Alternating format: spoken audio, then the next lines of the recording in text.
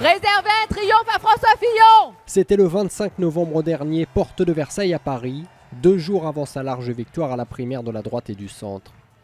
4 mois et demi et une mise en examen plus tard, le camp Fillon espère retrouver la même ferveur. Journal de campagne de François Fillon. Pas question pour ces militants de relâcher leurs efforts, la dynamique, disent-ils, est là.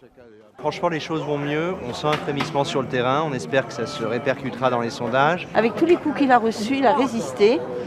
Et moi, je le sens tout à fait capable de diriger la France avec cette résistance. Même le député Pierre Lelouch, très critique envers François Fillon au moment du Penelope Gate, veut croire à la victoire.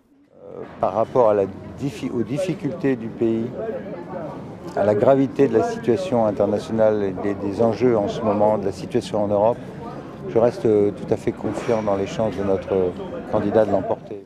À 2 semaines du premier tour, François Fillon mise sur ce grand meeting parisien pour faire décoller sa campagne et convaincre les électeurs encore indécis.